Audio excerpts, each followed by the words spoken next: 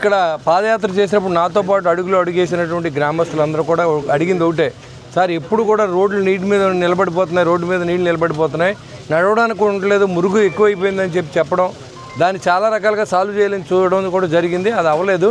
ఇవాళ పవన్ కళ్యాణ్ గారు, చంద్రబాబు నాయుడు గారు, అదేవిధంగా లోకేష్ గారు వీళ్ళందరూ కలిసి ఈ డ్రైనేజ్ అని చాలా అవసరం కాబట్టి మ్యాజిక్ డ్రైన్స్ అని కొన్ని తక్కువ ఖర్చుతో చేసే విధంగా ఈ రాష్ట్ర వ్యాప్తంగా మొదలుపెట్టడం, దాంట్లో తాడేపూడిలో మొట్టమొదటిసారిగా దీన్ని ప్రారంభించడం అనేది చాలా శుభసూచకం. ఎందుకంటే ఇవాళ ఆల్రెడీ పెత్తాడిపల్లిలో చేసాం, మరి అమృతపురంలో చేసాం, అదేవిధంగా లింగారాయుడుగూడెంలో చేసాం.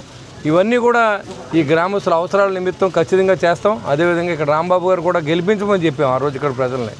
మా మాట గౌరవించి గెలిపించారు. ఆ విశ్వాసంతో నేను పనిచేస్తూ ఉన్నా, దీంట్లో ఎలాంటి అనుమానం లేదు. ఆ రోజు సుబ్బరాజు గారు వీళ్ళందరూ కూడా నా కోసం సపోర్ట్ చేసి ఈ క్లస్టర్లో ఉన్న గ్రామాలందరూ కూడా ఆయన నా దగ్గర కొంత డబ్బు తక్కువ ఉన్నా సరే నేను చూసుకుంటానండి అని చెప్పి నాకు భరోసా ఇచ్చి ఆ రోజు ఇక్కడ అందరినీ గ్రామస్తులందరినీ నాతో పాటు కలిసి అడుగులు వేయించినటువంటి సుబ్బరాజు గారికి, అదేవిధంగా ఈ గ్రామ ఉప సర్పంచ్ రాంబాబు గారికి, అదేవిధంగా మా రాంబాబు పిల్ల రాంబాబు గారికి, అదేవిధంగా తెలుగుదేశం నాయకులకి అందరూ కూడా ఉదయపూర్వ నమస్కారం. ఎందుకంటే మీరందరూ చేశారు కాబట్టి నేను గెలిచాను కాబట్టి నేను ఖచ్చితంగా ఈ గ్రామ ప్రజలు రుణం తీర్చుకునే విధంగా నేను పనిచేస్తాను. ఇటు దండగారిలో కానీ ఇక్కడ కానీ మీరు అడగకపోయినా ఇక్కడ అవసరాలని నాకు తెలుసు.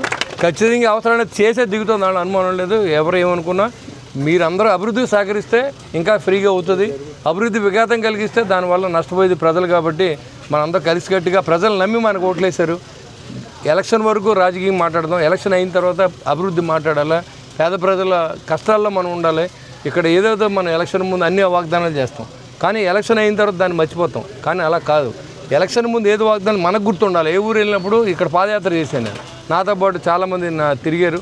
మా శ్రీనివాస్ వీళ్ళందరూ నాతో పాటు చాలామంది తిరిగి ఇక్కడ జిల్లాలో నాయకులు ఇక్కడ మా తాడేపూడి నుంచి కూడా వచ్చి ఇక్కడ పాదయాత్ర చేసాం.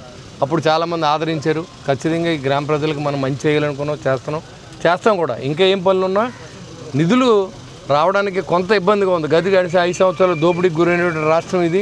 మరి చంద్రబాబు నాయుడు గారి అనుభవంతో మళ్ళీ రాష్ట్రం నడుస్తూ ఉంది.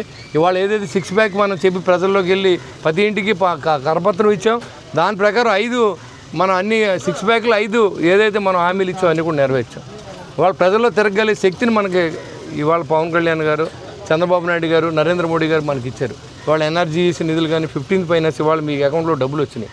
ఇవన్నీ కూడా కూటమి వల్లే మనకు మంచి జరుగుతుందనే విషయాన్ని మనం తెలుసుకుని మనందరూ కూడా కలిసికట్టుగా ఈ అభివృద్ధిలో మీరందరూ భాగస్వాములను కోరుకుంటూ మరి ఇంకా